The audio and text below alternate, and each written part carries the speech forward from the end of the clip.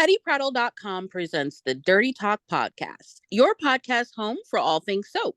Welcome to Laundry Day for Days of Our Lives, a recap of Days of Our Lives for the month of February 2024. We're your hosts, Angela and Toni. Hi, guys. So, technically, sweeps don't really apply to Days of Our Lives anymore since they are just streaming, but they kind of leaned into it a bit. It's been a busy month. It has. They have really stepped things up, and I've been enjoying. I have. We're still in the scab writing, but we're almost out of the Alar portion era. of the scab. Exactly. Gotcha. And we're seeing things sprinkled in that weren't him. So soon he'll be gone completely, which will be really great. But I'm seeing improvements, some improvements already. There have been some really great episodes. And we've got romance and family and adventure, well, not adventure, kind of adventure, but drama, and there's been soapiness.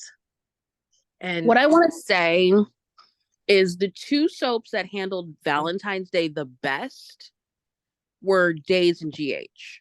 Absolutely. I feel like they fully leaned in on the love in the afternoon. And if I had to pick one, Days took it. I could see that though. I could see that. Yeah. But yes, they both did very good, and Days, it was great. I mean, I love when they. What I'll say about Days with their handling of love, they gave us so many different directions for it. There was the angsty love, there was love falling apart, there was love being like romantic and reconnecting. They gave us, and then they gave us different age groups. So I can see why you would pick them. That makes sense. And one thing about Days as well, and this just occurred to me, they're really, aside from, Y&R has Victor and Nikki. Bold, I guess Brooke and Ridge would be considered one of the old-timey super couples-ish. But, Days has a few of them. John and Marlena, Steve and Kayla, who are actively on screen. Bo and Hope still exist in the Days universe, just off screen. Jack and Jennifer. Days, and to have still two of the big super couples from the great super couple era still on screen, still together, and now they're in their happily ever after part. There's something about that I really like. You gotta respect the fact that they've been able to maintain their cast and their longevity like that. Yes, absolutely. And their vets are incredibly loyal to them. Thick and thin, which you have to really love too. And they seem really well to their cast management for the most part. There have clearly been issues which have come up in recent time, but their overall cast management has been phenomenal to last this long with so many of these characters. They also have one of the best balances. Like there's nobody, as far as episode counts, nobody is 50 ahead, 30, you know what I mean? They all, their contract players are all in the same general area. Okay. Yeah, no, I agree. Their pacing leaves something to be desired. Yeah. Pacing was a big issue. A lot of the shows have an issue with having things drag out too long. Days seems to be the show that it's a roller coaster, but not necessarily in the most fun way. Like, right. Too many, like they rush a whole bunch of stuff into the stratosphere, and Mm-hmm. then they just stall one thing and then rush this and then drag this and then like it's just like, and you're just looking at like 17 different things that are going at Right. like 17 different paces, and it's like, Mhm. where do I look now until And something really impactful right. drags your attention. And sometimes it's also, I'm like, is this really dragging? Or is it just that, they drop things because, for a while. It's hard to measure time on days as well. Um, because sometimes a week will be one day for one storyline Mm-hmm. and 2 weeks for a different storyline in the Yeah. same, you know what I mean? It's like, how is this daytime in this storyline on the same episode and middle of the night for this one on the same episode? And you're going back and forth. That's an issue. But I think a lot of that is because days, everybody knows days tapes ahead. And at any given time, I mean, depending on the storyline, days is 6 to 8 months ahead, which is a pretty big span of, and they also block tape, which means they tape Mm. by set. So they tape out of order and so far ahead that I Wow. think it can be harder to maintain a continuity. Uh, Um, Especially with so much upheaval behind the scenes between having to, get rid of Alar, which had to happen, and the scabs, the writing stress. It just there was a lot going on, and that plays even more into continuity issues when there's such upheaval backstage. So, I mean, honestly, that's probably my biggest complaint about Days is the pacing and episode continuity within, the same universe, it being two different times. That's just, it's jarring. yeah. Yeah.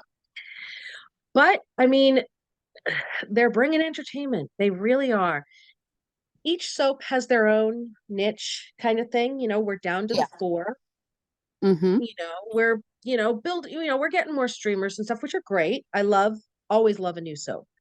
But these are kind of an OG kind of thing, even though they're not all OG. Obviously, Bold is the baby. But it's funny to think about that. The baby of the Mm-hmm. soap operas is in its mid 30s. That's wild. Crazy. It really is. But I digress. Um, and Days has a stranglehold, a great one, on, just the campy, soapy goodness of it all. It's never going to take itself too seriously. It's always going to bring the fun if it can. It has some of the funniest lines consistently, I think, Mm-hmm. and great comedic characters. I mean, Leo is just The what thing it just about it is, Days has never taken itself too seriously. right. Okay, there was that one era, and she should never run the show by herself ever, again, because she definitely forgot that this is not a show that takes itself too seriously. It can have serious moments. Mm-hmm, Um, it can cover serious topics, mm-hmm. but if you lose the camp and the humor and the heart, then you've lost the whole show. Exactly. Um, so that was definitely a dark era for me personally, because Mhm. that's one of the things that you come to expect from Days. It's why I Absolutely. think it partnered so well with Passion back in the day, because they Mm-hmm. both had that lightness and that camp that they Yes. balanced against other things. Yes. Passions took it way farther, but It's truly escapism entertainment, which yeah. is desperately needed. Oh Desperately God, needed. is it ever? I mean, I love serious, I love dramas. I love, real, give me Law and Order all day. I've lost weekends to it. You know, uh, I love that stuff. But It has its place. exactly. And there's nothing wrong with entertainment for purely entertainment's sake. Exactly. There's nothing wrong with just stepping into a totally off the wall universe Mm-hmm. and just dwelling there for a little while. And we get that every day, weekdays for days of our lives, I feel. Mm-hmm. And I love that for us. I I agree. do. I feel like when they hit the right beats and they remember who they are as a soap, there's not many soaps in the world that are going to touch them. No. And I said the world because I know that there are people who like soaps from other countries. I myself Yes. have liked the Turkish soap or Korean soap occasionally.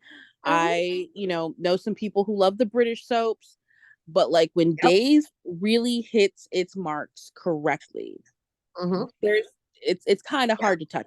It really is. I Um I agree completely. I Now, really do. unfortunately, there's some beats that it's missing right now, and I guess we can start there. Mhm. Um, The it's whole what is Maggie and Constantine thing? Maggie and Constantine, I mean, it's a train wreck. It Um, really is. and it's a little disappointing for Maggie because I mean, I know that, she believed in Victor Mm-hmm. and stuff, but you know, there was always elements of Victor could be reined in with the love of a good woman. Mm-hmm.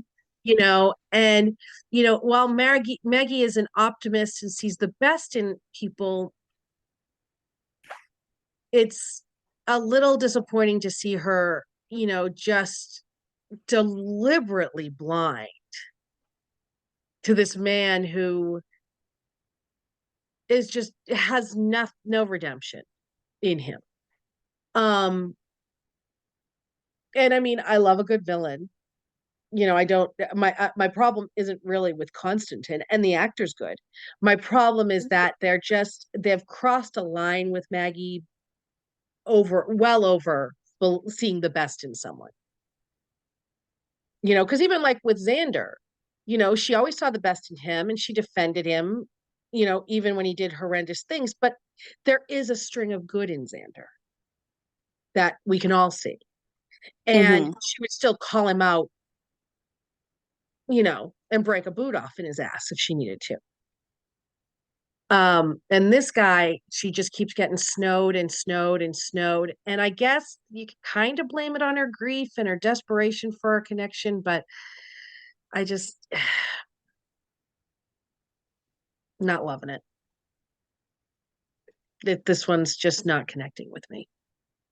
Yeah, um never been a big Maggie fan to begin with. Let me start there. Yeah. Just be honest. Mhm. Um, but it's weird.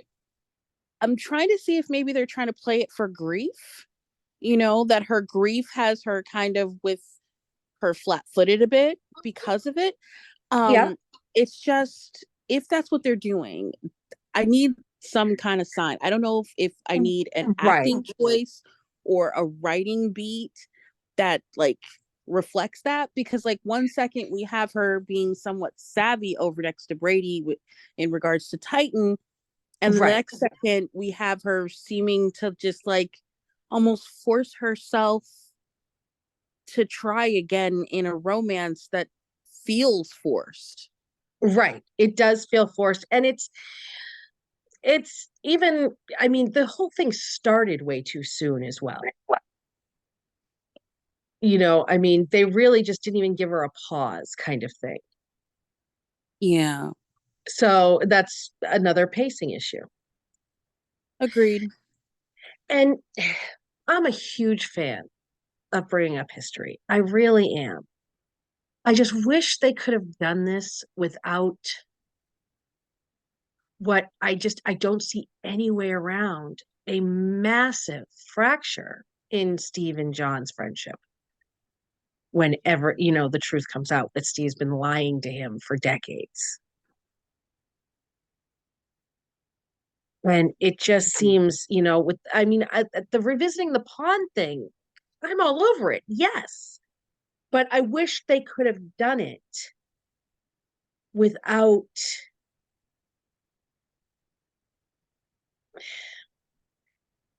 I don't want to say dirtying up Steve because he's always had that element, but once Steve is loyal to someone, he's ride or die. You know what I Okay. mean? Mm-hmm. I Do can you see that. disagree? But they now are all of a sudden creating this huge decades long lie that Steve has information about John's past and new thing about, when John has it's been such a big thing for John to try to unravel every secret of his past. And Steve has played a big role in a lot of that, but he had all these big answers, and it makes no sense to me that he wouldn't have. Yeah, it's one thing if when he was, Stephen O, maybe something got unlocked Right. and the decades long memory was actually Stefano's that got inputted into his brain. If they explained it like that, I think that would make more sense. And I'd be all over it. It's Days of Our Lives, of course. That would have sold it to me in a heartbeat. I just feel like I don't necessarily get the whole like 110% loyal thing because him and Kayla and some of the interactions from that kind of throw that off a little bit for me. However, his relationship with John specifically, I can see that for, because more than even with Kayla, he's been very, very loyal to John over the years. Maybe it's a bro code thing, because he also had Yeah. that loyalty to Bo. Yes. Mm-hmm. You know what I mean? So Yeah. Steve is a ride or die bro code guy. Yeah. So I can I'll, I can totally Mhm. yeah, that caveat makes it make a lot more accuracy Yes. for me. And really, Um that's what I was thinking about was that the male relationship, because I mean, on soaps, yeah, nobody's ever completely loyal to anybody romantically, but yeah. yes. But in terms of bro code, you are 100% yes. He is Mhm. very, very loyal down to his, Mhm.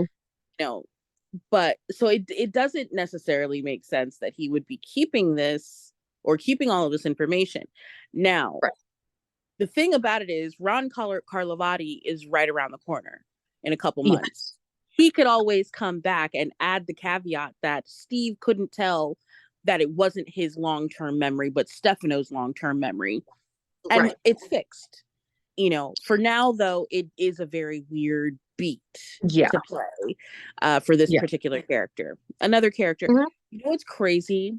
I am the weirdest person, or maybe it's just a facet of acting.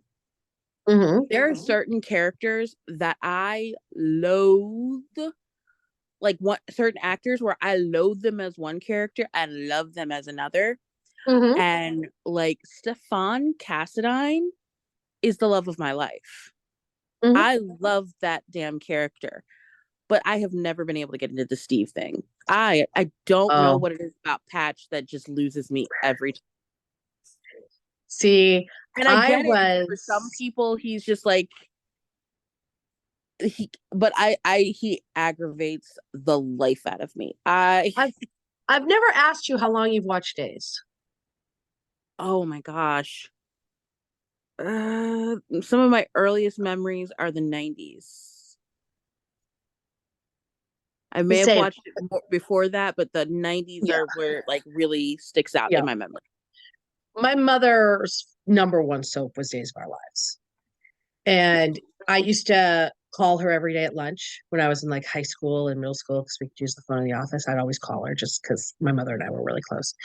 And she'd Mm-hmm. say, do you have any tests this afternoon? Do you want me to dismiss you? Days is going to be really good today because she got the soap opera digest. And I would come home and, and, Aww. and I mean, the I always loved Patch and Kayla. I just did. They were probably, so my very first memory of Days of Our Lives, it was um one of the big ones. I was a huge Jennifer and Frankie fan. And then I was a huge Jack and Jennifer fan for reasons passing understanding. I think Matthew Ashford is just great in almost I everything he does. think I think early Jack and Jen just were so special. Hmm. For some that for some reason it completely caused you to skate past the issues. Yes. And that See, but happened with a lot of the super couples back then. Right. And Steve was like probably Patch was probably like my first anti-hero love. Mm. He really probably was. And when him and Kayla got married and she was deaf and she regained her hearing, it was just, I mean, I was just like, there's just, it just holds a special place in my heart. It really does. I And think it's for never gone away. me, I never kind of got the I never managed to catch the wave of Steve and Kayla. And they were also gone for huge swaths of time. Right. So like I would catch like the tail end of some story of theirs before they leave. Hmm. Because I was watching all of the soaps. Like I would be on As the Right. World Turns and All My Children and All One Life to Live because my Todd and Same. Blair had to have my attention. So like, Yeah. I would bounce around to all of the soaps. Hmm. And so I think because of that, you know, I tended to miss their stories until the bitter end. And then by then I couldn't get into it. Yes. So I think And I that get might have that. been part of it. And just trying to get to know him now after Hmm. everyone else has all this like backstory on him, it's just Yeah. not working for me. I can't. And he just I don't know what it is. He's just not for me. Like and like I say this as someone who if he walked on to the set of General Hospital tomorrow and gave me that like faux Yeah. British-ish accent, I would Hmm. fall to my knees. Yep. It's so baffling to me. Now, did you like him as Tucker? Did you ever see him as Tucker on Young and the Restless? I saw him as Tucker. I I was kind of he actually is kind of my favorite Tucker. Like Is that by default? I've never been a big Tucker fan, but he is my Right. favorite Tucker. I was like, is that by default? Yes, I had a because he's feeling. not my least favorite. Yeah.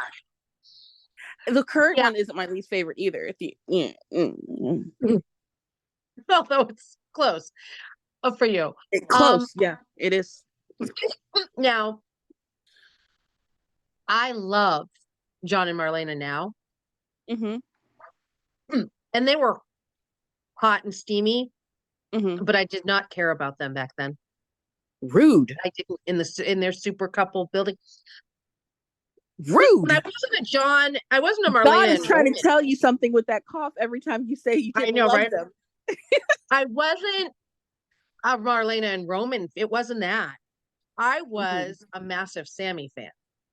So, Mm. it was like a, I loved Sammy, but I knew she was bad. And I was like, so that's I'm why allowed to love you both equally yeah, because your mom still loves you, even though you're trying to yes. ruin her happiness. And look at them, they're so. And well, see, and they really did. They always had great chemistry. Mhm. It never was my favorite thing to see. And Now that's I fine. freaking love them. Now Oh, I think, the strawberries, when she was trying Brady to read needs the his own direction. freaking place. I need you to let them have their moments. Damn it. Let their And golden years be golden.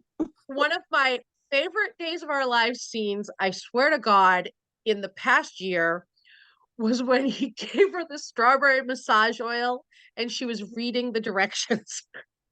And he's like, "What are you doing?" She's like, "I'm reading the." He's like, "I think we can figure it out." It was just so real Mm-hmm. and funny and sweet and even sexy. It was just, I I love will them. never get over that scene. Now, that's what I'm They're saying. Now I love them. adorable. Mm-hmm. It wasn't a huge thing for me back then. Like Steve and Kayla were, like Jack and Jennifer were, and stuff like that. But Well, I now, was kind of one of the more standard fans who was like a hmm Jarlena Boat more hmm so. So I liked Jack and Jennifer, and I found the charm in them in their early hmm days. Before he died the first time. hmm Um, the first time. Um, but I was more of a Jarlena Boat girl. So hmm I like my high drama romantic fantasy come true ships, yeah, like the over the topness and then the Stefano DiMera angles, and hmm all of the high drama and absolutely. yeah. And that's what they were so good at. And I was just like, love, give me Yeah. more forever. And Bo and Hope were kind of like Jarlena for me.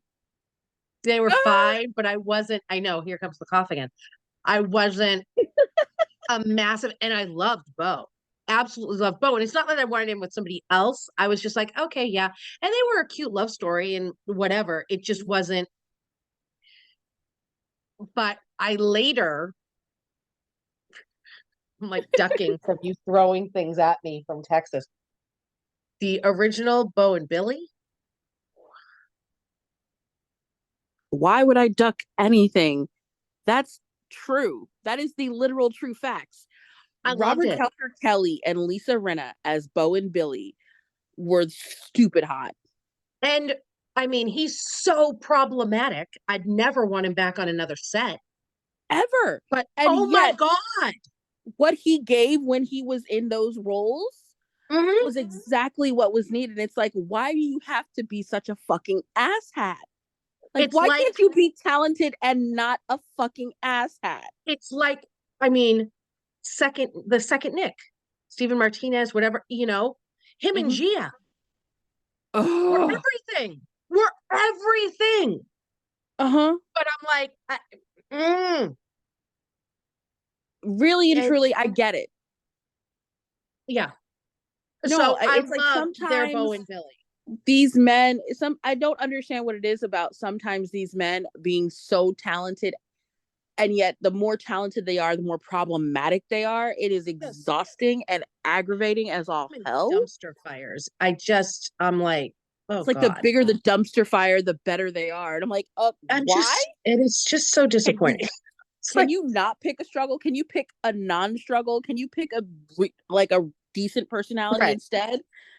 And yet, and yet, and yet, Yeah. here we are. But I mean, I have met both Drake and Steven in real life. Oh And they wow. are just the most, I've met them a couple times, and they are just the most charming motherfuckers. Just, and like truly sweet. And like their interactions, like Steven Nichols and Mary Beth Evans are just, I interviewed them at the Emmys. They were together, and Mm-hmm. they were just so freaking adorable. They You just know what's really were. crazy to me? It's the definition of like I work spouse, I think. I love Stephen and Mary Beth in interviews. I Hmm. never have been able to get behind Stella Yeah. in like on the show. Like it's the same thing that I do with you and Evan Hoffer. Love Evan Leave Hoffer. my boy He's alone. so freaking charming and adorable. But when you put Is. him in front of a camera, I'm like, where did all of the Nope. charm and adorableness go? Nope, not me. Love it all. Love the hair, love the purse, love the shoes. He does it all for me. But I'm aware. it's I'm just, aware. I'm aware.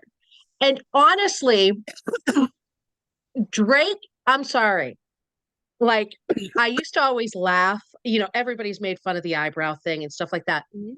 But I got to tell you, when that man I was interviewing him at the Emmys, and at the end, he was thanking me.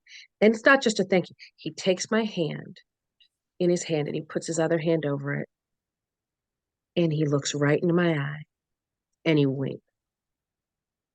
I was done. He looks like he would talk you through it. Oh God. Like who? I would have signed my children over to that man in that. I mean, it was just charm overload. The thing Like one of about those, Drake I Hopkins, understand why people who went to see the Beatles and Elvis fainted. Like, seriously, I was just, some people just have that it, and like you can tell through the screen that Drake has that it. And oh now my and it God. makes perfect sense why Deidre shows him. Deidre Yeah, took one look at that and was like, "Oh hell right. yeah!" And I'm Yeah. like, "Ma'am, exactly." I've been And crushing over that man since before I could spell crush. It is he has ridiculous. winked directly at me twice in person in the last, because of Day of Days and the Emmys. And I just can't, it's like just the memory of it lights up my day. Because he is Like just, it oozes that charm and that, and it's not like creepy predatory charm. It's just good, wholesome charm. And I just think he's probably just a delight to be around. He And gives that I really need this to never be, I need nobody to ever burst this bubble about him for me. literally. I think we would all fight someone if it turned out Oh, not to be right? true. It would be a It war. would be a It would be a war. devastation That thing. person versus everybody. Because Right. how dare you ruin this dream? And he's Because just, and yeah. he has been gorgeous his whole life. He's Mhm. been charming his whole life. He's been like sexy his whole life. And I'm like, And what he just what seems like a whatever? really good soul, Like and I can't, I God gotta, has yeah. favorites or something because And he's yeah, gotta be one of them. yeah. Because oh my God, love Drake. And I'm just telling everybody, if you ever get a chance to meet this man in person, do it. Do it. You will not regret it. He's just, if you I'm like him telling on you now, screen, even a little bit, or even if you don't, you're going to fall in love with him the second you're sharing space with him. yeah, don't. I'm gonna have to not go because if I try to go, I'm going to be such a whore. I'm going to have the tits pushed to heaven. I'm gonna make sure I smell edible. The hair, the body. I'm going to be a problem, and that is inappropriate because the man is married. Oh, But I'm here's the gonna thing. be a I could just whore. picture you. I could picture you at Day of Days, just, everything popping, and Robert Scott Wilson and Dan and Paul Telfer, they're all just like crowding around you, and you're just like, where is boys? Get out of my way. Where is that man? Just No, I would one way, immediately little turn to boys. Robert I'm and be here like, for the "Where's?" silver fox. I would immediately turn to Robert and it's like, "Where's Deidre?" Because I know wherever Deidre is, Drake will be. Mhm. And I Yeah. know that Rob is really close with Deidre, so I know And that knows he'll where be able to Deidre tell is, me where. right? Yeah. Rob, can you take me to Deidre? Hi, Miss Hall. Can I have a moment with your work husband? Hi, hi, hi. Yeah. It's that total moment. It really is. And oh God. Oh, anyway, we've gone way off track here, but it was worth it. Anyway, Look, Drake, if chef's anyone kiss, 10 out deserves of it, 10, no notes. like if anyone deserves to be off, like to have a tangent, Drake Hogestyn's got it. Yeah, without a doubt. To be honest, Without DH a doubt. squared deserve it in general Yes. Yeah. because those are two of the top-notch, most beautiful human beings I have Oh, yeah. ever witnessed. It's ridiculous. Absolutely. Absolutely. Um, But I'm not allowed to meet Drake because I'd become a problem. I'll have to fit you with some sort of shocking device. I can immobilize you. Don't threaten me with a good time. No, welcome Anyway, to the adult television show. No, I'm kidding. yes. Yeah. Hope you guys aren't listening to this at work. Or if you are, it's like with ear pods or something. Yeah. Um, okay, Sorry, so guys. and as much as I'm having so many problems with this prawn story, to get back on track, Mm-hmm. Drake and John, who plays Constant, John Capellas, is that what his name? Capellas? I think so. The scenes where he activated him and got John to put the gun to his head, that was Intense. it was. And it was disturbing, but so good. Such good soap.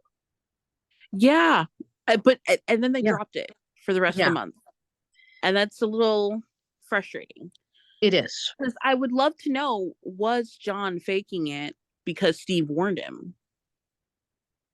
Yeah, I Or was it a case of he warned him but didn't matter because he was just activated? So it would be interesting to find it'll be interesting to find out where this goes. But right. Because I mean, it's weird that they obviously just dropped it. Constantine's gonna be sending him, trying at least trying to send him after people. It's just obviously it'll be Steve because Steve's the big impediment, I think. Mm-hmm. And of course, we're gonna find out more about the daughter. And I gotta say, I was really uncomfortable with the scene where he asked if he could kiss Maggie and she let him, and she seemed real uncomfortable with it. I was uncomfortable because she seemed uncomfortable with it. Right. It was almost like, It it was didn't one of bother those, me from the like, perspective. Okay, go ahead. I felt like it almost seemed like she felt like she couldn't say no to him, Mm-hmm. but wanted to. And Mm-hmm. it rubbed me the wrong way. I didn't love it. Exactly. I didn't hate that he asked, and he didn't even make it creepy when he asked for a change, which Yeah. is nice because, he's often very creepy with her. Yeah. And so it just felt like a really nice consent moment. I was like, okay, Hmm. this is lovely Yeah. that he did this, and, that he took this moment and he was like really respectful. And Hmm. then he made it weird by seeming like she would rather pull out her fingernails than do this, but did it Right. anyway. And I'm Right. like, why are you playing this like this? Like, it Well, can't be on the page to do it like this, can it? could it though? Because, Days has a problematic relationship with consent. Yeah. I mean, Yeah. honestly, the good beat for that would have been her saying that she wasn't comfortable with it and him accepting that. Yeah. But, consent going the right way is really hardly ever how Days is going to play it. Unfortunately. And I think it's time for us to drop our PSA the same way we did for Bold. I need all men to the front who have anything to do with writing for a soap. You are not allowed to write consent stories by yourself anymore. You need to get a woman or a consultant from a company who actually knows how women's issues, go down and stuff like that to Yes. help you write these consent stories because it is absolutely triggering and gross and we're all fucking sick of it. We really are. And it's just, I mean, it's disgusting that this was ever, and I'm disgusted as a fan that I ever accepted relationships that were built on these sorts of things or included these sorts of things. Um, but I look at it as now when you know better, you do better. Exactly. So I have outgrown thinking that anything that starts that way can be sexy or good or healthy or anything other than bad. Mm-hmm. I need the soaps to do the same. I understand that, I'm fine with people forgiving cheating multiple Mm-hmm. times. I'm fine with people forgiving paternity, on a soap. I am no longer fine with people having themselves assaulted by somebody and that's their lifelong love. Yeah. Even General Hospital gave up on Luke and Laura. Arguably, I'm not going to Too call them the late. best super couple, but arguably the most recognizable of the super couples or of any soap couple. The majority of people, even if they've never watched soaps, know Luke and Laura Mm-hmm. to recognize the name, even if they don't know the story. Mm-hmm. And even General Hospital gave up on that. Um, so I think it's time. I just, I I think all the other soaps need to take a note yeah, it's because General this, Hospital has their issues, but consent has not been one in some time. yes. And another thing with um where was I going with this? And Oh, my other thing is, if you're doing a sexual assault story, there's a couple ways in which I would accept it.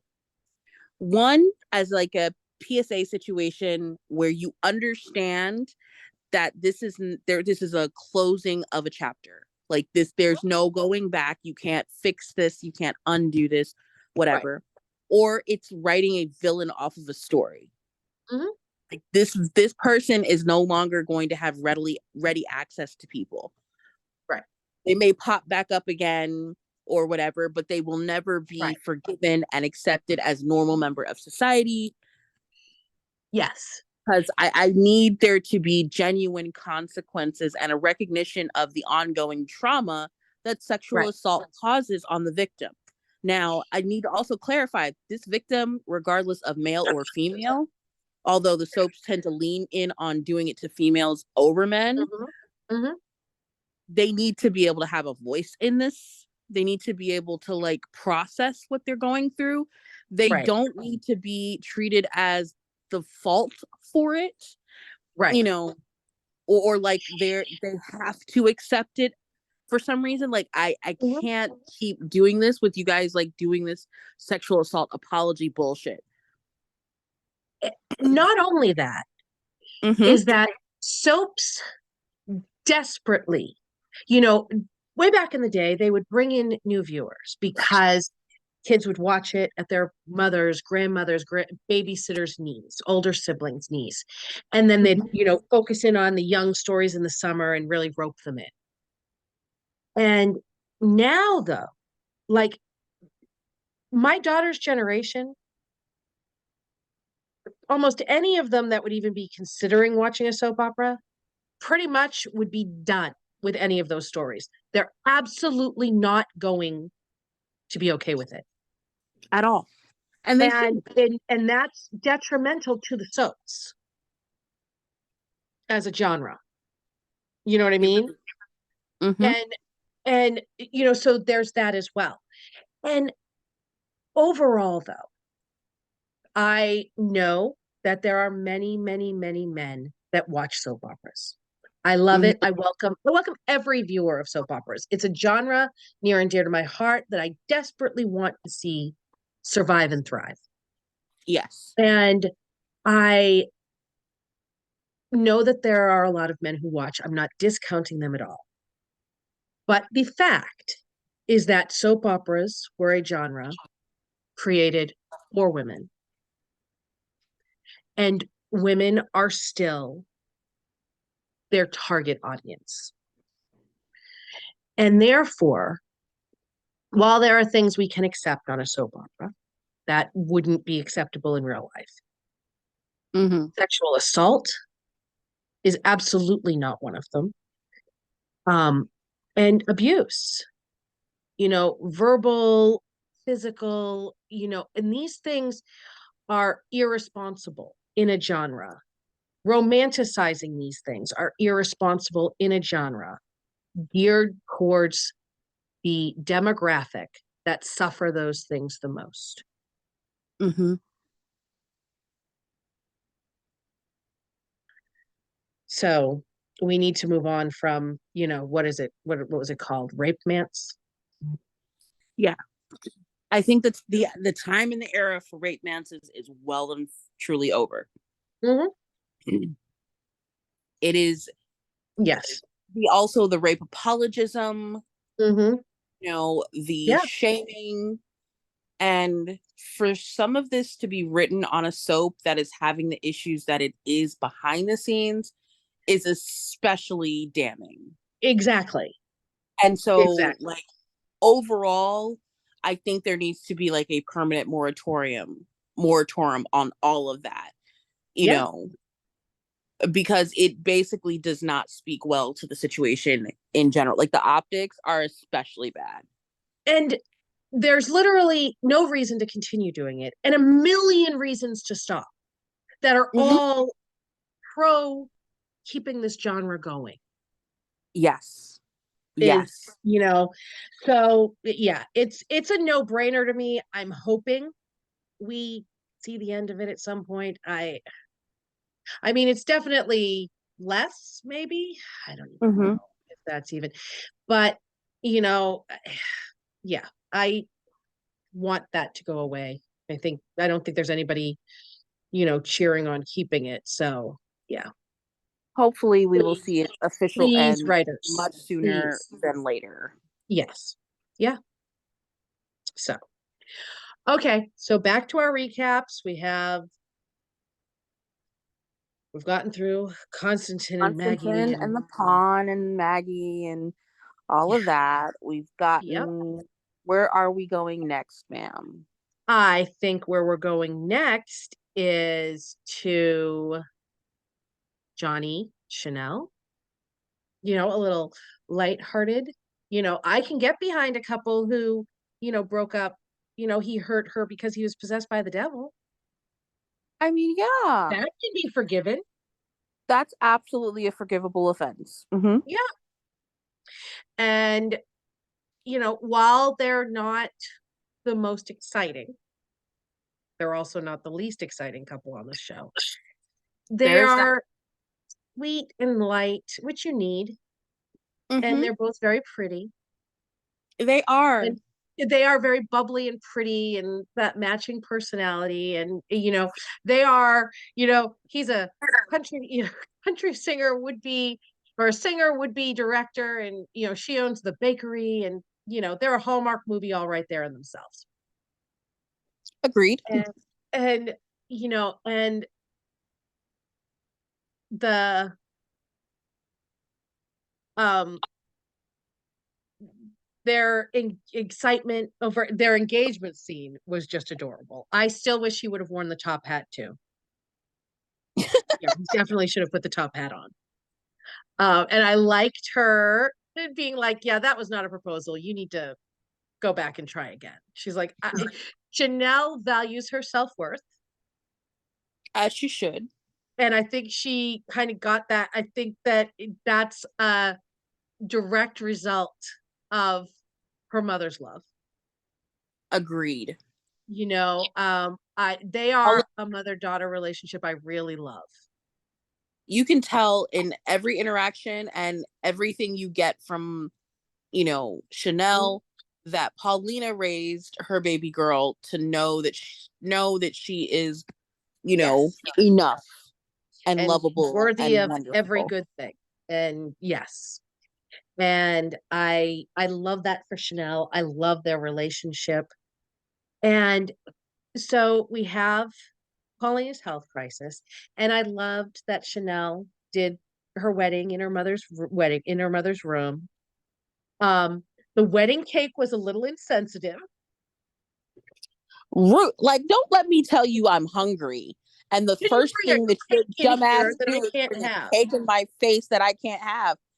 I was ready to fight her for Paulina. I'm I not would gonna have lie. hit my child upside the head with that whiteboard, and they would have expected it and been like, yeah, that's valid. I mean, but it's also funny because it also is very realistic Hmm. for a child in that age. Yeah, you're not You wrong. know, I mean, mama never would have done it. But it is realistic that the disconnect of, especially a kid who is just so catered to by their mother. Hmm. Um, Eli and Lonnie were phenomenal. I mean, Sal is just, Okay, first and foremost, they are another of the most beautiful couples you will ever see in your life. oh my God. Just Right? stupid beautiful. Just, And then also incredibly charming, both of them. mm-hmm. And yeah, definitely personally in love with them. And I would like to be a part of their marriage at any given time, please and thank you. Here Uh, you go. Here you go. I have we were talking about your little Audra and Amanda fantasy on the Y&R podcast. How about Alani and Jada? you know what? I don't threaten me with a good time. I mean, seriously, that would be all kinds of pretty too. Just my only thing is, I don't know if personality wise it would work. I need to see them around each other a bit more. I'm talking about just, Oh, on straight pretty? Oh yeah. yes. Based on pretty privilege alone? Oh god, that would be. Yes. I also, I mean, although relationship, I just had this vision of the two of them in a relationship getting ready to go to bed, all adorable, Mm-hmm. all looking cute and sexy in their bonnets Mm-hmm. and getting into bed together. God, I would love that. That would be adorable. Wouldn't it be That would be adorable? adorable. Oh, I want to see it. See, you're rude. Yes. That's rude. How could you like make me want something I can't have? You're never gonna get that. I'm sorry. But hey, calling all fanfic writers, calling Yes. all video editors, give this to Toni, please. She deserves good things. Oh, you're a sweetie. I love you. I had to make it up to you. You did. And that's a great way to make it happen. Because I will absolutely read that fanfic Yes, without I know question, you will. And now Paulina needs a heart transplant. which is stressing me out Mm-hmm. because my big vivacious, full of heart and love Paulina Oh. should not be needing a freaking transplant. Mm-hmm. But I also love that, the fact that she was dealing with a health crisis this month didn't stop Mm-hmm. her and Abe from, loving on each other, Yes. Mm-hmm. romance together. Yep. One thing I would like to see them, this would be a really great time. I mean, I don't know if it will really work in this story. It's hard because I would love to see them address the disparity in medical care, especially for Mm. Black women. I'm terrified of having them touch anything remotely like that after Yeah, what they that's true did with because the it's shooting. days and but I would After love to what they did see. with the shooting, I don't trust them with it anymore because like how do Yeah, you make that shooting about the officer and not the victim? right. It is absolutely insane. And so I don't trust them anymore. Now, this is only saying to a degree. There is one instance in which I would trust it if they Hmm. left it completely in Jamie Giddens' hands. Yeah. Because as a Black Hmm. man, I feel like he would respect the story for what it needs to Hmm. be. And he would Yeah. actually be willing to call them on the carpet if they try to like soft soap things that don't need soft Hmm. soap. Because it's crazy that,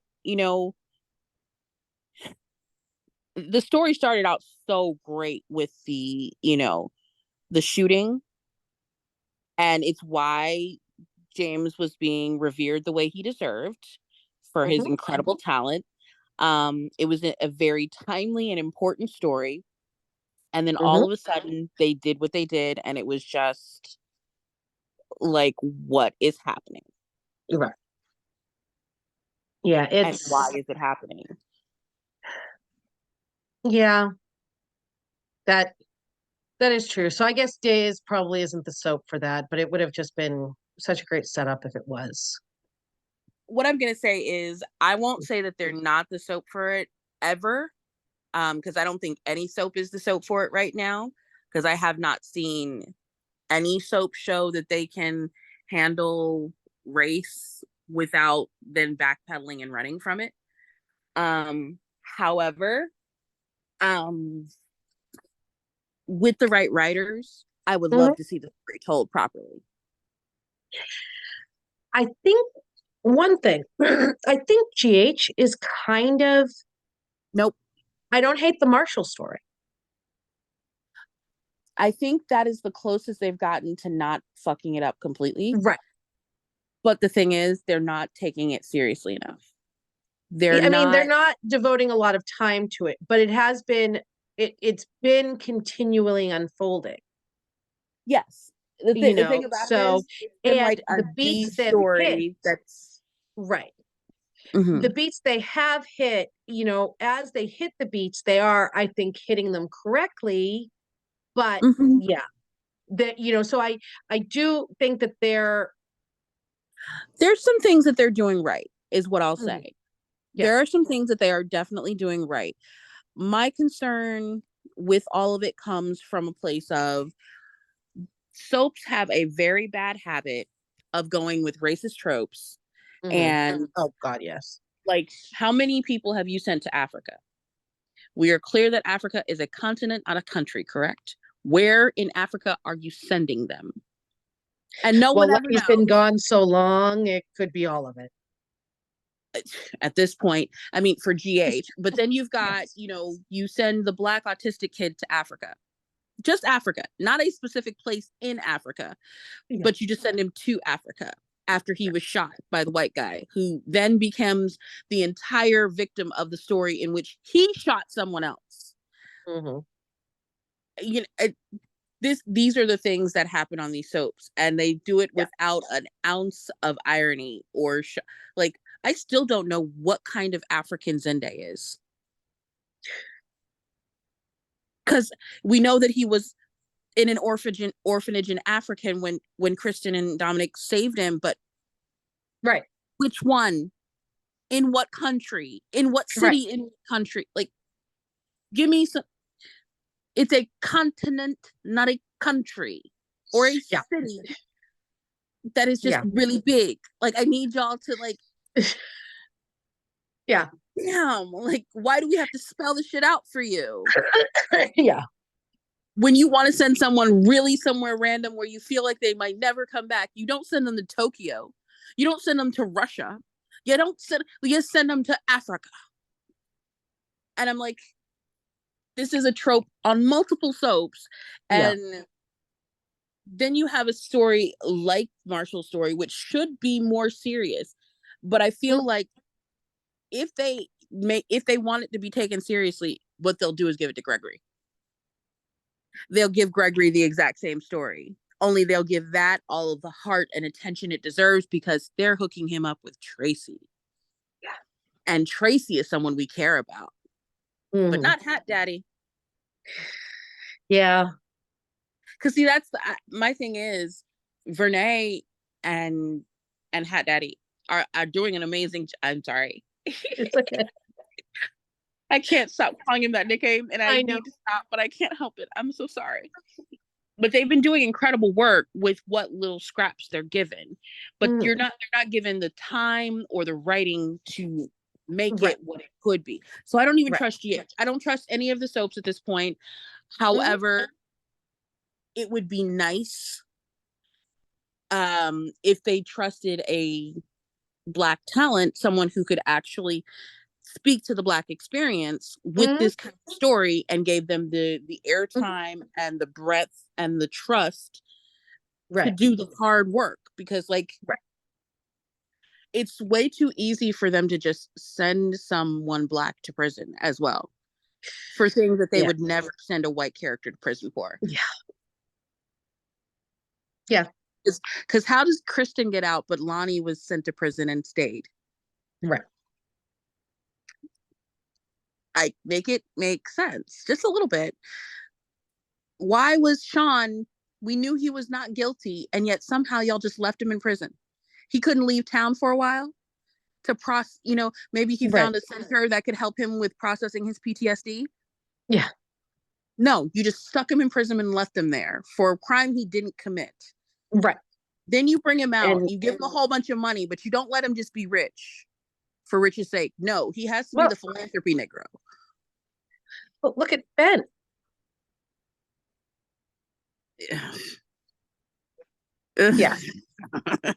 We digress.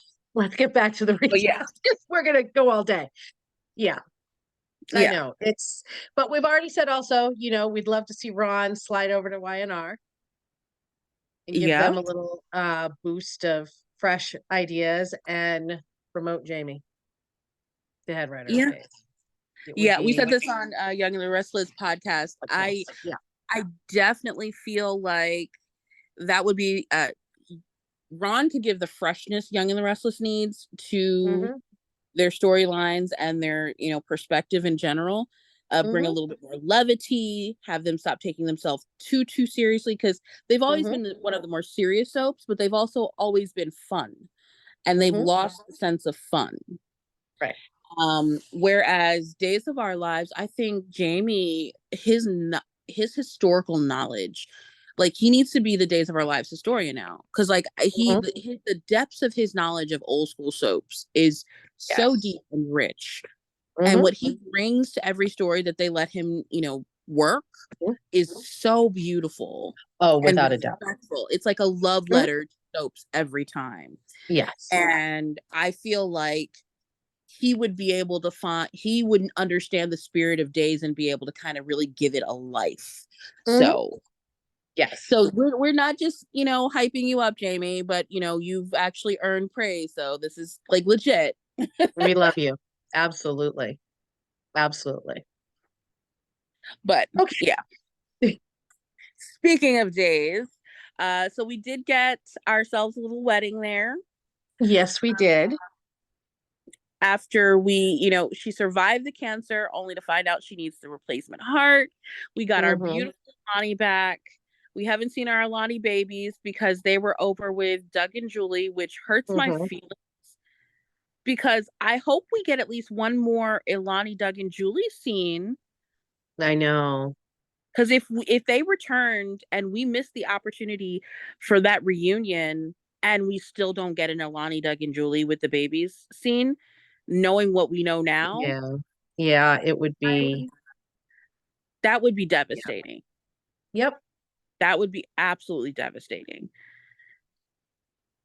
it would be. But here's hoping because, they're still in town. So, Yeah, we still have several months to go, yes. and they're staying for the Hmm. foreseeable future. Hmm. So I'm just really hopeful that we're going to get that because Yes. we deserve, everyone who Yes. loves the Hortons on all the different branches, Yes. deserves to have kind of those moments where Absolutely. I think, I also think they should be having the Jen and Doug and Julie, and they should be having Well, Abigail's dead, isn't she? Yeah. But Maybe Hope could come hope. back. Yeah. Yeah, who knows Yeah. what the future will hold. But it makes me hate even more that they burned down Horton House as well, because Yeah. like on top of everything, this happened, and that means all of the ornaments are gone. No, All the ornaments were saved. They were saved. Yes. Okay, I thought that the ornaments went up. No, I'm Maybe. pretty sure the ornaments were saved and then Tom's chair was saved. Rape couch is gone. Oh, thank God. Yeah. Oh, thank God. Yeah. Yeah. Oh, oh, I've been Yeah. praying for the day that rape couch would die. Yeah. Well, everybody was. It was the best thing about that fire. To be honest, if it had only taken out the couch, then it would have been a successful cat fire. Right. Now, one thing I want to jump back to Johnny and Chanel. I liked how yeah, I'm a sucker for plays on history, bringing up history. I liked how them planning their wedding for Valentine's Day got Steve and Kayla the opportunity to take the stroll down memory lane with their weddings. Oh, so how many of the 67 billion weddings did they mention? I 67 billion, of course. That Steve has a mind like a steel trap when it doesn't come to John. Just kidding. He's got so many memories of the weddings to remember, and God knows you don't want to forget those. He's in more trouble with the wife forgetting those than forgetting intrinsic parts of his best friends. Anyway, um, Hilarious. I love it I here. also love the Horton flashbacks that they're doing. Yes. Yes. I think those are really great. Um, And they're placing them really well. I like mhm. where, they're choosing their moments well. Like I said, Yes, we've discussed our issues with their pacing on occasion, but at yes. least as far as their placement of these, it's not one of those things where they're putting too many in or that they're Mhm. putting them in at the weird moments. No, I feel like they're Yes, doing a really good job with that. right. Yeah, so I really like that. And I still miss Body and Soul. I want more Body and Soul. I would watch an entire spin-off of that show. I mean, So valid. I mean, you know, oh If God. they Anyway. need a partnership like the show like they had with, Passions, that could be the one. Yeah, right. Body and Soul. I'm just saying. So great. I did People would not watch it. expect to actually enjoy it like a soap within a soap like that, but Right. But it was so fun. Oh God. I loved every second of it. And I love the other references. I loved Lonnie talking about Eli watching it. teasing him about watching it when he was on night shifts. But anyway, digress again because that was way before the month we're talking about. Mm-hmm. Um, okay, so we had some Alex, Brady, Teresa, Kristen, weird quad stuff, but not like a quad, but Yeah, here's my interesting thing. conversations going on. Teresa's a nut. Mm, Like the yeah. drugs have rotted her brain. I'm so sorry. I'm gonna say it because I I'm mean, the pettier one of the two of us sometimes. the it was ridiculous her expecting the proposal. At the same time, there was also an element of crazy woman realism to it. Yeah, that is definitely a reasonable reaction for a nutbag. Right. And That's the thing, is if that you'd have to nothing be else, crazy. Yeah. because my thing is, what if he was planning it for your birthday? What if he was planning it for your anniversary? What if he just knew he wanted to marry you one day, but he's not ready to put those kind of time limits on the two of you? You What if know, it was a family heirloom that he had taken to the jewelers to have cleaned and was going back in the safe? What if he was holding it for a friend that was going to propose and didn't want his snooping girlfriend to find it? that part. Like there's You so know, many I mean, angles that she never even let him explain. Like she no, just immediately took offense and ran yeah, straight to Brady, which yes. I know that you thought originally that she was only into him because of his money and she wanted to marry him for his money or whatever. But I feel like she might have actually kind of liked Alex right up until she remembered that she was in love with Brady. And then she Well, started using her closeness to Alex to get closer to Brady. you see, I think Teresa really does have feelings for Alex, but Teresa Yeah. also knows there's no way this secret stays hidden forever. And it's the end of her relationship with him. And I see, my thing is that I don't think Teresa's still in love with Brady. I think that Brady is a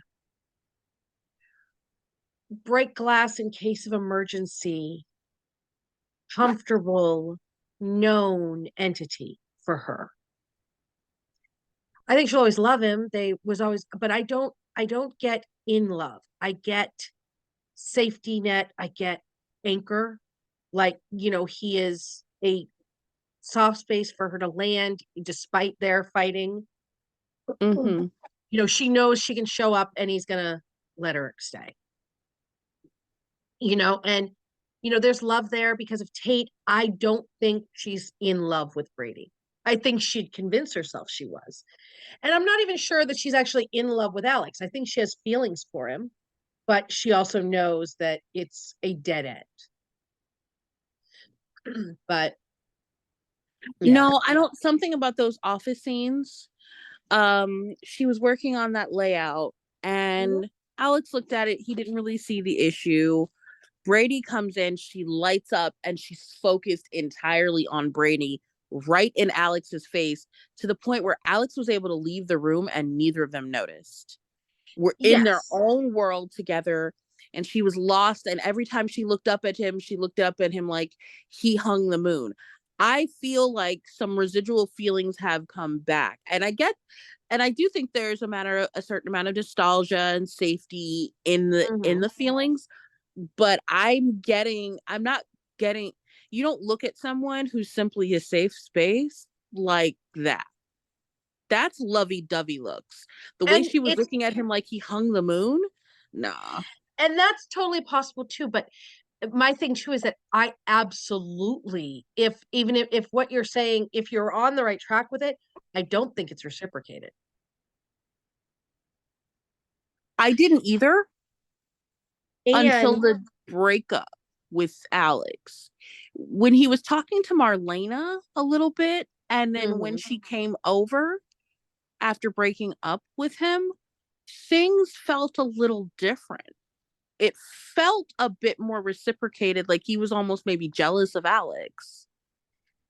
See, So that, but here's my his I thing. think might be more nostalgia than actual See, feelings. this is my thing, is that I think that they are the same for each other.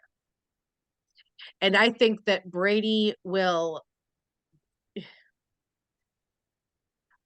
I know that Kristen is really, really, really, really horrible, but I can't help but be in love with the Brady and Kristen chemistry. And I think in any second in any of their fight scenes, they could very easily just start tearing each other's clothes off and pushing each other against a wall, and I would buy it. And I think Brady hates that. I think he despises the fact that he still wants this woman Yeah. and will find any safe harbor to, use as a bulletproof vest. And I think Teresa kind of is that for him too. Um, Not that I mean, again, I think that they have a certain love for each other and always, but I just Mm-hmm. think that they're a defense mechanism or something like that for both of them. And I definitely think Teresa is he will convince himself in the world that he's in love with Teresa before acknowledging, even tolerating Kristen. Mm-hmm. But there's a palpable heat with him and Kristen when they're in the same room, even when they're screaming at each other, guns pulled on each other. It just, Okay. oh my God, that was the most dismissive okay I ever got from you. I'm just Wait, saying, did I do it again? Damn it. I think that that's the show. Yes, I you, be trying to do I be trying to do these neutral responses, and for some reason my petty just slips out every time. And I'm I think, sorry. I don't but know what to tell what I'm you. saying is that I think that this is what the show wants for Brady and Kristen. Okay, here's my thing. Mhm. I've already admitted to you, and I'm gonna go ahead and go on record.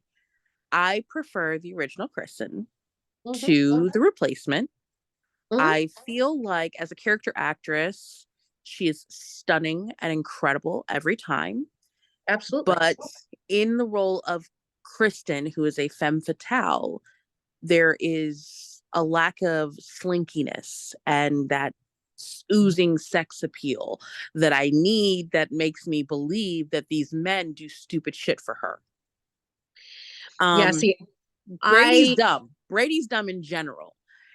And so, yeah, he's gonna do stupid shit, but even he occasionally has limits. And Kristen is always been this character who's had so much slinky energy that it bypasses and short circuits what little brain power he has to resist, even in those worst moments. And I don't feel like I get that with her, Kristen. And that's probably my biggest issue with it. Now, let me clarify. I do think she's a great actress. There is a great emotional connection that she's Mhm. been able to build with her version of Kristen. Um, but that's my biggest issue with her situation, and it's also my biggest issue with her and Brady.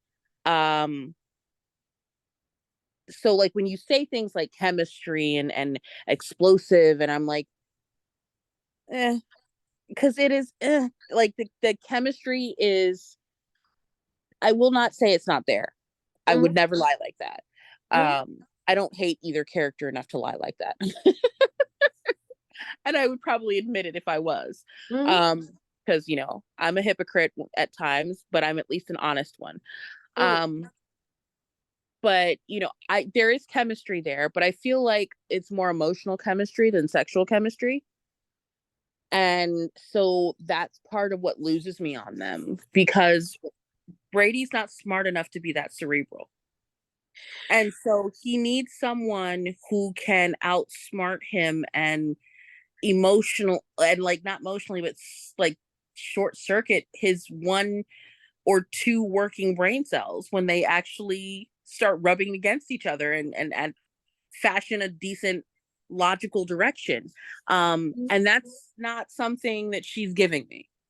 She's giving emotional powerhouse more than like sexual. And the previous portrayer was both. And I miss that. I miss that. And it's hard for me to get into this version of Brady and Kristen because of that. Now, by the same token, if it had been the previous portrayer of Kristen and Robert Scott Wilson, I'd be saying, why are your clothes still on? You should already be naked somewhere on every flat and unflat surface you can find. However, I am still open to the possibility of this version of Kristen and Alex doing the exact same thing because she is still gorgeous and I do still enjoy pretty people doing sexy things together. And it would piss off it would piss off, their other partners and, Absolutely. So let's go. You see, I absolutely see the sex siren with her, with Stacey. I think she brings all of that, but I know those things are subjective. Yes. It's all subjective. Chemistry is 100%. subjective, sexy, talent, everything, every bit of it is subjective. I see that all with her. My thing, I loved Eileen's Kristen. But the fact is that we're not getting her back. I know. Not only that they have de-Sorast Kristen. They have. They have, and Eileen is great, and she is definitely still sexy and amazing and a powerhouse. And is that all of that in Ashley? She wouldn't necessarily fit as the current aged Kristen. That's not to say she wouldn't be hot as fuck with Eric Mostoff or, Robert. She would. It would just have a different age dynamic to it. And I say this to somebody who wouldn't hate Marlena and Alex throwing down with sex, or even Maggie and Alex. Okay, you lost me with Maggie and Alex. Ew. But because I'm just saying. Maggie hasn't given sex in at least 15 years. I'm so sorry. But I'm saying, the older woman, younger man dynamic, I'm absolutely on board with. Absolutely. I mean, if you had said like Hope and Alex, I would have been like, you made very valid points. When you said Marlena and Alex, I'm like, I had an image in my head of her saying, "Come here, little boy, sit on my knee." Like it's fine. It's those a different things kind of therapy now. Yes. Right? Like I fine. Right. What I'm saying is that May December was not the issue. It was the particular day in May. Right. So what I'm saying is that it's not that I don't think Eileen could still play Kristen. I think she could not play who they have Kristen as currently. I don't know what is so different.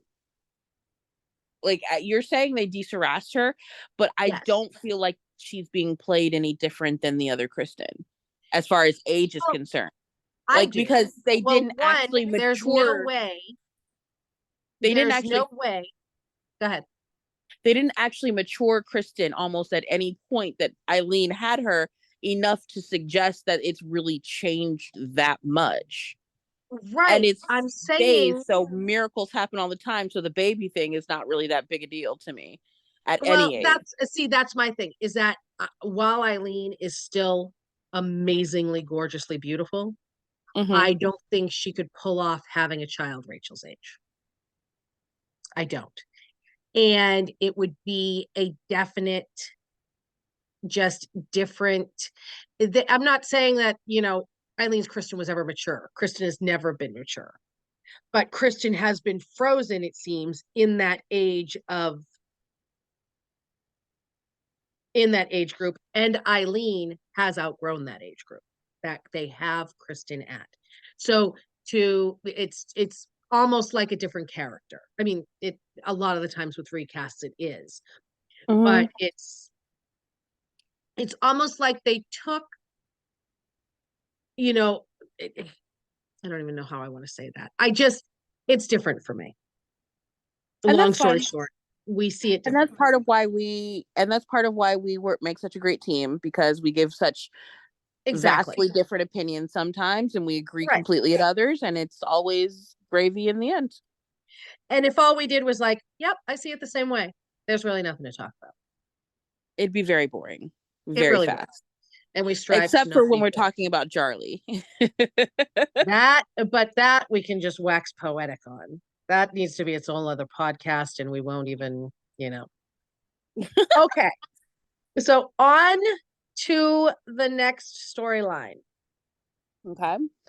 Um, Stephanie and Everett, Bobby, Jada, and Rafe's involved as well.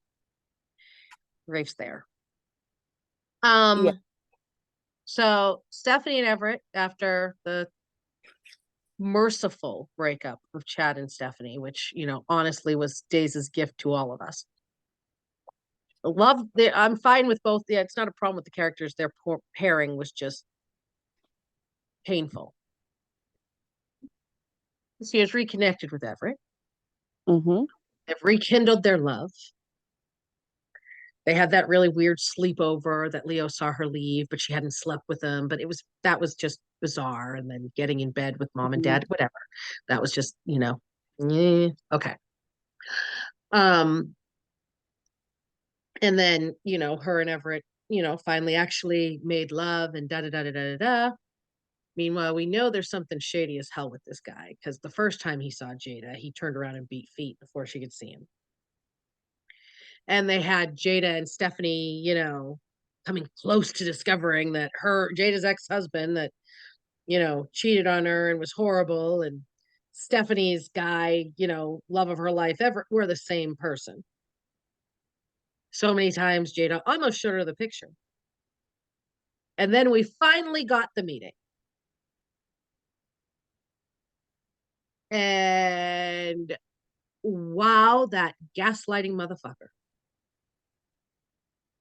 He is scum. I wanted to punch him in his throat. It was the men truly are a mistake quad.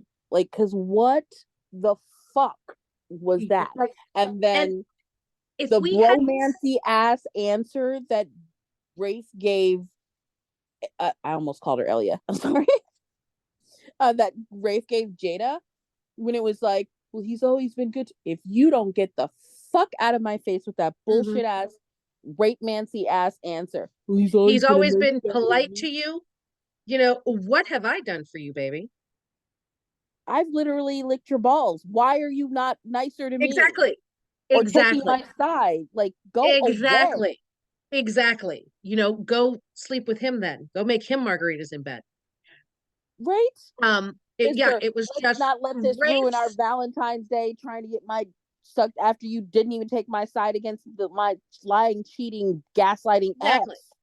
I completely understand Stephanie's response. Mm-hmm. Everett, of course, we know he's scum because we saw him see her and turn around and leave. Mm-hmm. If we hadn't seen that, there may be some gray area here, but we did see it, and I'm never going to unsee it. But Mm-hmm. Rafe, Anytime he remotely gets a chance to not suck, he finds a I way to was, suck instead. and I really like Rafe and Jada. I really, really do. I I did was until then. so disappointed in his reaction. And there needs to be some sort of come to Jesus. He can't just start supporting her. He has to beg forgiveness for not immediately grabbing this guy and dragging him down to the PD and fingerprinting. I mean, seriously, he needs to make shit up. Um,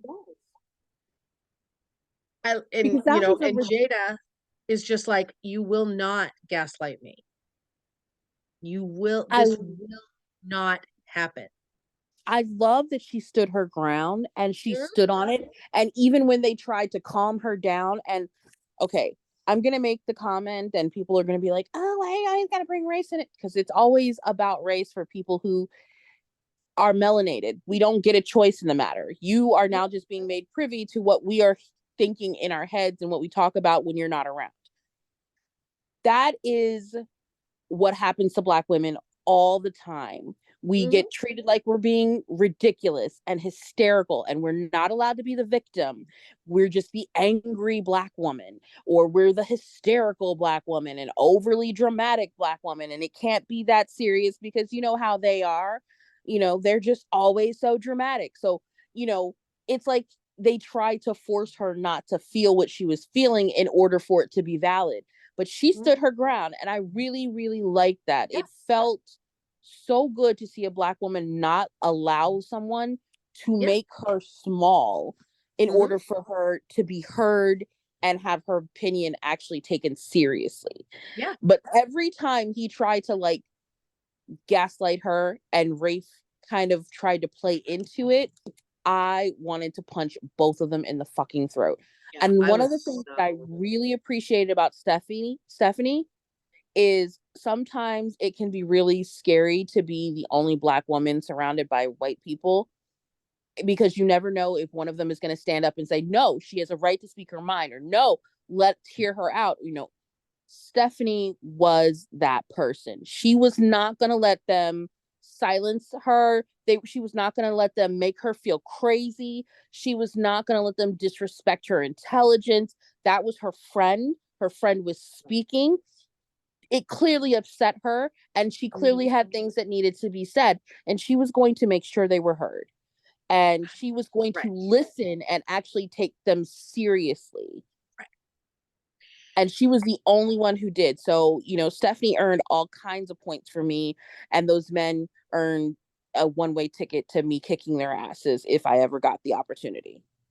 I'm really worried that that dynamic is going to get fucked up, and and Stephanie is going to cling to this being a memory lapse issue for him and then come at Jada for being like, fuck that. No, it's not. I'm hoping that it doesn't happen. I have a bad So feeling. far, so far, I'm not getting that vibe from her, Yeah. because she seems to be pulling away from him as more and more details are coming out. Honestly, the biggest reason I'm worried about that is because of things Elia has said in interviews about how Oh that yeah. it affects, it's Stephanie and Jada are friends, but Jada's going to have to question if Stephanie truly is her friend and how loyal she actually is. So that's what has me worried. I'm Okay. hoping, it's just something Jada worries about, but Stephanie proves her wrong. That would That'd be be great. lovely. I'm That would just be really lovely. afraid to hold my breath on that one because you need oxygen and all.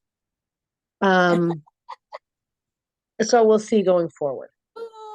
I I'm hope hoping super psychiatrist Marlena sees through his bullshit. she's already starting to. Yeah.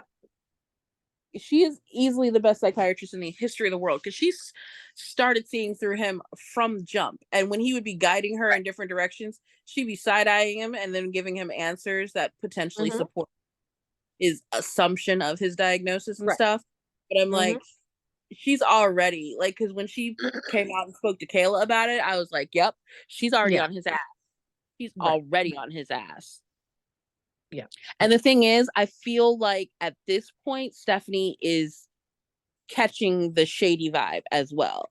Because, like, even though there is the potential of there being memory loss being the cause of all this shit, she's still like, but when you could remember, you were fucking That's her when you over did this stuff. by Right. doing Exactly. by bringing me into the situation and making me end up being the asshole to my future friend.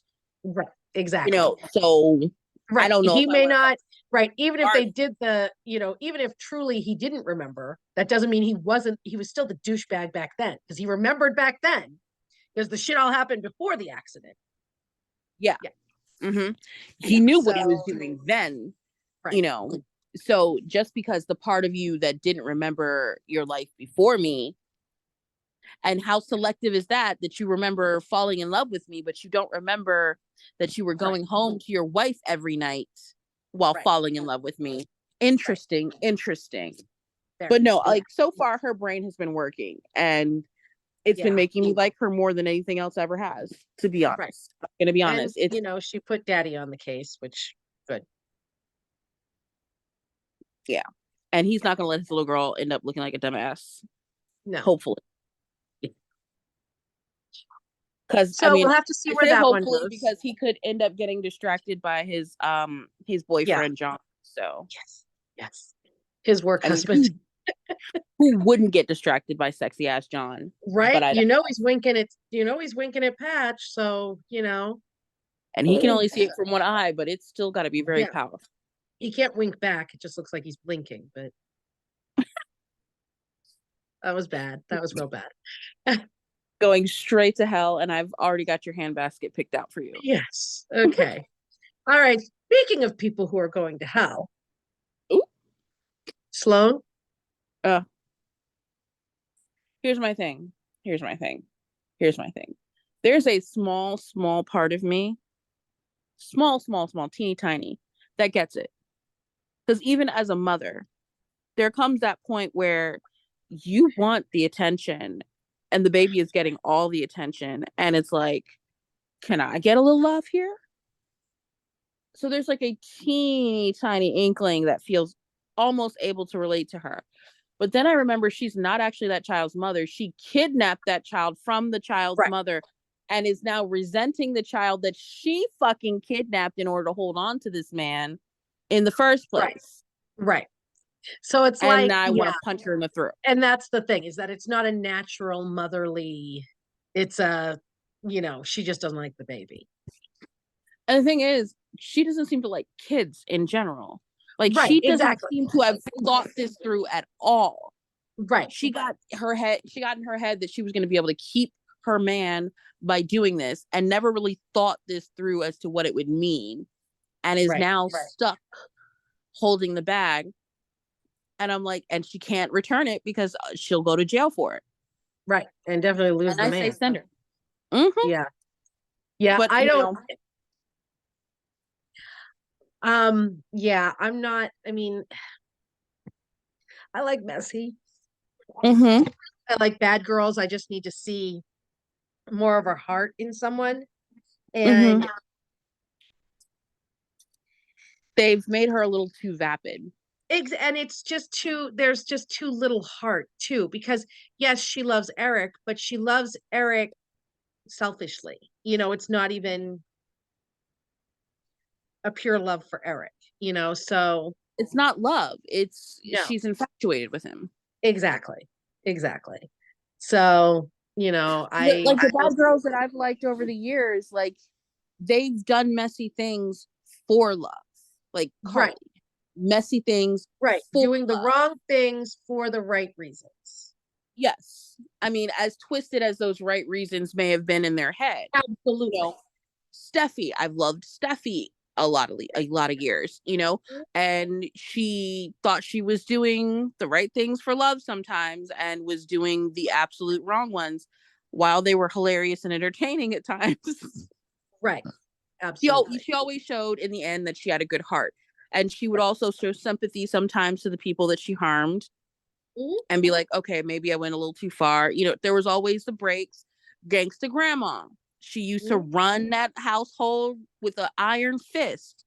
But, in just because she would deck you with that fist didn't mean she wouldn't also give you a little nuggie and give you a hug and Right. stuff. So Exactly.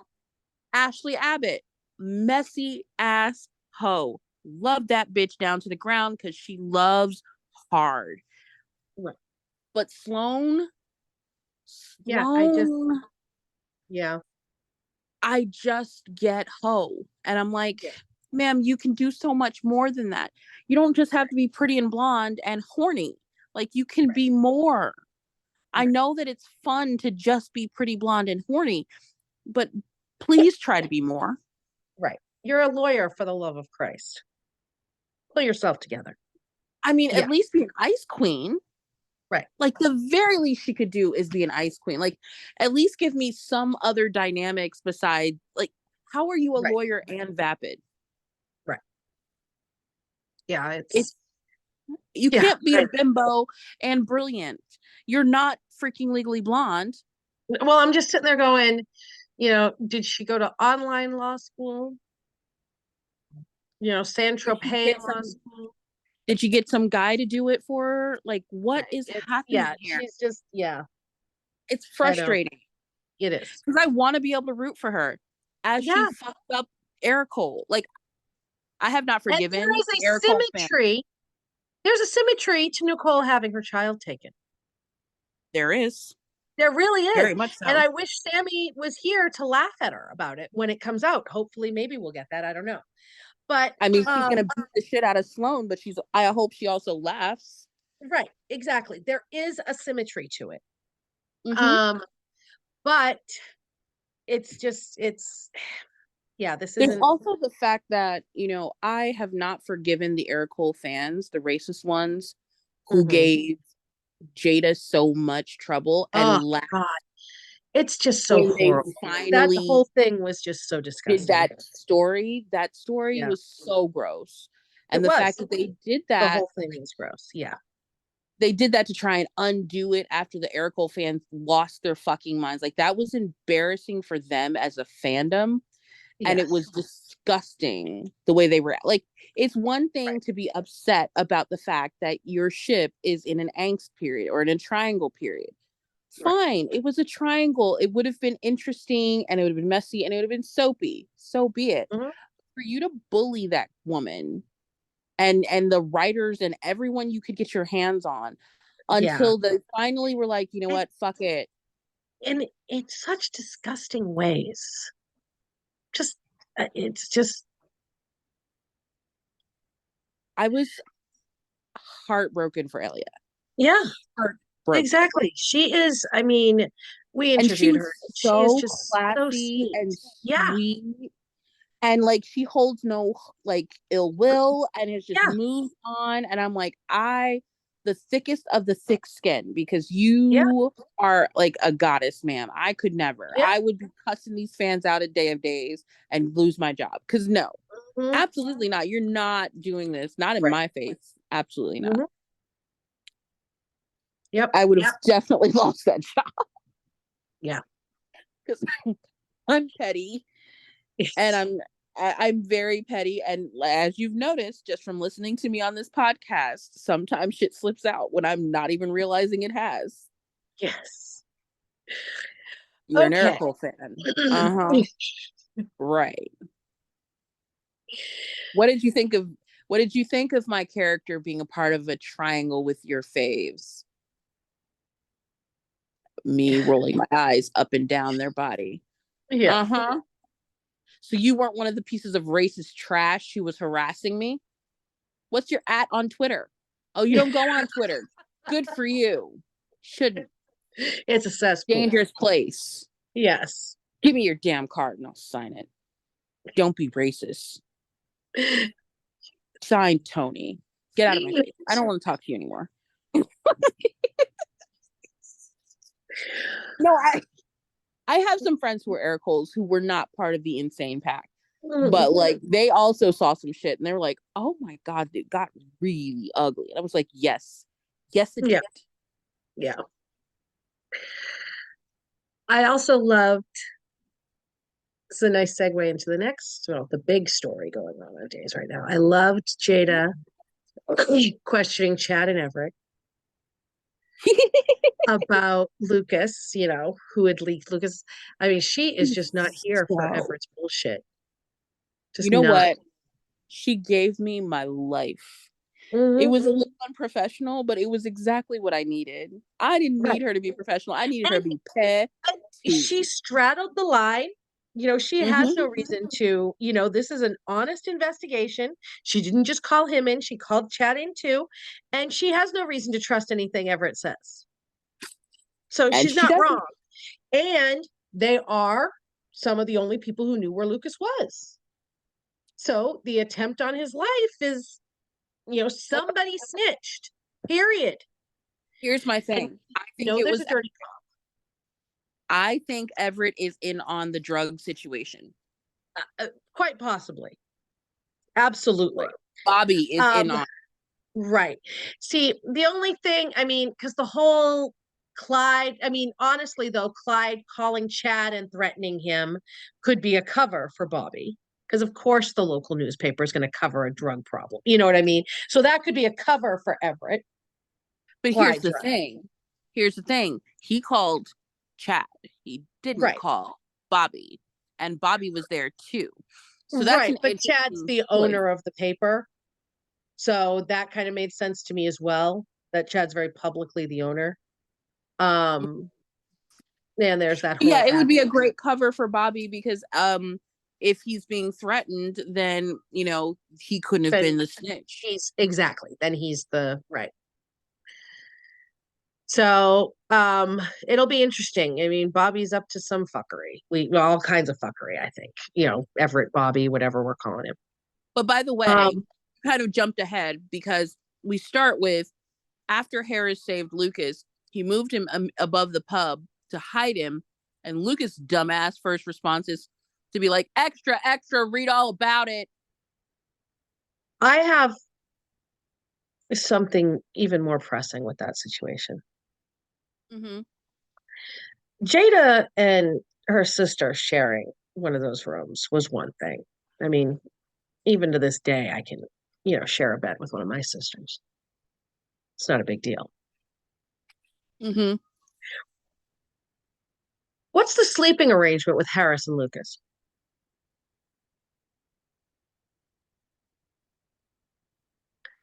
Who do you think is the big spoon, Toni?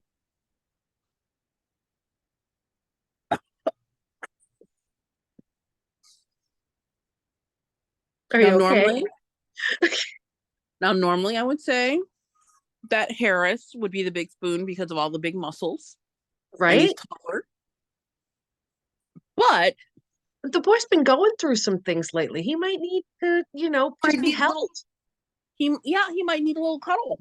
So maybe he went with being the small spoon this time. Maybe. I'm just saying that, it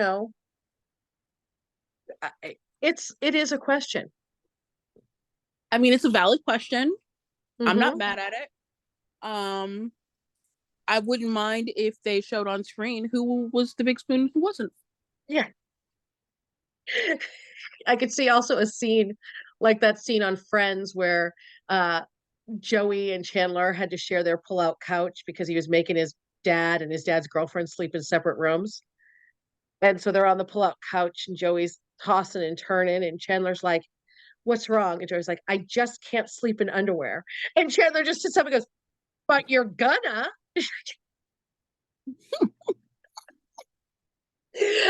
Because Lucas, without Sophie Lucas, I just can't sleep with clothes on. Harris is like, "Well, you're gonna have to find a way." Because we already know, any character Steve Burton's playing is showering fully clothed, so much less, sleeping that way in a bed in any proximity to any other human being.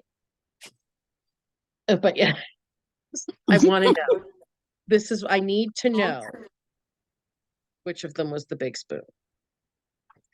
But that question will have to be saved, I guess. Probably until we get an interview with Brian, because I just don't think Steve would even justify that with a response.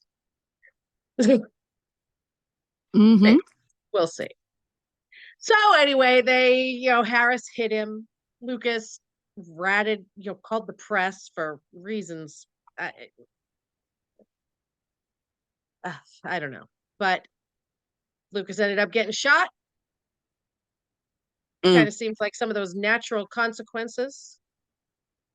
Yep. Mommy saved him. Again, As he's want to do. Harris got shot. He recognized his shooter, but we didn't see who it was. Xander got Mm-hmm. framed for it, although everybody's pretty sure it wasn't Xander. He still got framed for it. Mm-hmm. For once, Sarah stood by him, which was nice. Even though they didn't get too much of a follow up to shower sex, because, Salem PD and their timing and all. Shower sex is pretty steamy. I got to give it to Days. They have some really steamy, and that's the peacock in them too, as well, I think. They have a little Yeah, bit more liberty on that streaming service. that's And true. Sarah is standing by her man with good reason, because, for once a woman is not being stupid and standing by a man that doesn't deserve this support. True. And meanwhile, Ava's quizzing her son's girlfriend about her Hmm. intentions towards her sweet baby boy, and Wendy did not appreciate it. And the two of them kind of it did lend itself to a great line though when Wendy said she was going to go meditate, and Ava said that a lot of people need to after talking to her. That was a But moment just we dripping love with self-awareness. self-awareness. We do love our some self-awareness. And then, Stefan and Ava are the Bickersons having to pretend that they're, meanwhile, Stefan, who's used to getting it 3 to 7 times a day from Gabby, has been, in a dry spell since his wife's been locked up. And Ava ain't had some since, before hearing voices. Meanwhile, she's been, rubbing up on, that man Harris. So that and a few bottles of wine and Ava reading a trashy romance novel led to the inevitable. I didn't have a problem with them having Stefan and Ava have sex until they revealed that Ava was working basically undercover with Harris. And then I was like, darn it. Because then it seemed like more of a betrayal, even though her and Harris weren't together, it still seemed. But anyway, I will have to get past it. It's a soap. I just want a love scene with Harris and Ava before he leaves, but we still have a while, so we'll see. And then we He is find out. officially single, and while they do have feelings for each other and are working together, they aren't together. Yes, So it's exactly. not. It's a betrayal like Sunny and Carly were a betrayal for Yeah. doing hate sex. It is, but it isn't. And it'll be angst, I'm sure, for when this, Harris gets her out of this. And it's going to be interesting because I'm hoping we see the Vitali come out of Ava when she finds out Stefan was the one who shot Harris. Because she's been Yes, he threatening did it. her. Yes, he did it on Clyde's orders, but Mm-hmm. there's, I think, more, going on for the willingness for Stefan to do this with his not liking, he wants to hoard the women for himself. And he has, made his mark on this one. So Harris needs to go. I think there'll be an element of that in it as well. Um, so we'll see. Um, will Harris Davis plan work, now that he's awake, and will they be able to get back to it? We'll see. I mean, the PD doesn't have great luck, but Mm-hmm. um Maybe he can spend some time in prison with Gabby. I don't know if they're I, co-ed prisons well, yet, it is like because DH. Clyde is in the same prison with Gabby. Oh, okay. Statesville's co-ed, just like Bentonville. Okay, cool. As maximum security prisons tend to be. And now we have Holly waking up, which, hopefully will mean good things for Tate because he's not the one responsible for her addiction. And Nicole and Holly are home. The Johnny at Holly's bedside scene was a little much for me because, they had kind of been close, but I don't know. It was a little over the top for me, but it's so what are you going to do? But it'll be interesting to see her response to him and Chanel getting married. Mm. That's going to be fun. But I'm hoping she clears Tate and then we see where that goes. And I think, did we, am I forgetting anything? Um, no, I think that's everything. It was a big I mean, February. it really was. That's what I mean about like the pacing. They shoved a Yeah. lot of stuff in there, but then Yeah. they ended up cutting things, and then it just ended up being a lot of stuff in one And you month. also consider, even with it being a leap year, February is still a little bit shorter. So there's that. Yeah, But yeah, there was a lot this month and there was a lot of good. I think there the good was. overweighed the bad. And I'm looking forward to seeing how a lot of these stories unfold, especially with the behind the scene changes that are unfolding in this time period of, Mm-hmm. so I'm looking I'm forward not to going to say that I feel that it was more good than bad, but I feel it was at least balanced. it. Okay, fair enough. I feel like if they can streamline it a bit or at least do a better job of balancing the mini stories they have going on, Mhm. then we'll start teetering back in the other direction. Well, I'm looking forward to seeing what happens next, and it sounds like you are too. Very much so. And if you're interested in seeing what happens next with the Petty Prattle family, we have a Patreon, patreon.com/ Petty Prattle podcast. If you can, of course, check it out for free, but we will be posting future podcasts one day early there on the site. And then they'll be available on YouTube and all streaming platforms. But we'll also be doing other exclusive content there that you can get a day early. So, if you need any access to any of our fun stuff a little early, you might be able to take a peek over on our Patreon as time goes on. We also have a website, Angie. Yes, we do. Pettyprattle.com, which is your new go-to site for all spoilers daily and weekly, and recaps daily and weekly, and all other fun soap and soon to come other entertainment news. And there's a lot of fun, interesting things coming up for us on our website. We have polls, op-eds, just all kinds of stuff. So check us out at pettyprattle.com. And go ahead and leave some comments in the videos, in our website, on we have a Twitter, an Instagram, a Facebook page, and coming soon to a TikTok and just all kinds of fun stuff. And we look forward to engaging with you all. We really do. This has been fun. We hope to, we look forward to what you guys have to say about our first monthly podcast. Yep. We're going to start making podcasts a weekly thing for each of the soaps. Mm-hmm. And then we'll do our monthly recap roundup at the end of the month each month. So we'll see you this upcoming week. We have a lot of fun stuff according to the spoilers coming. So I know that that's going to make for a great podcast. Absolutely. And you can also check us out. We'll be live a few times during the week on YouTube as well, which we'll announce those coming up on our social medias. And yeah, we're going to be here for you guys. We hope you're here for us too. And we'll all be here for our soaps. Absolutely. Well, once again, it was such a pleasure having you. We want to thank you for checking out our podcast, and we'll see you next time. Bye. Bye.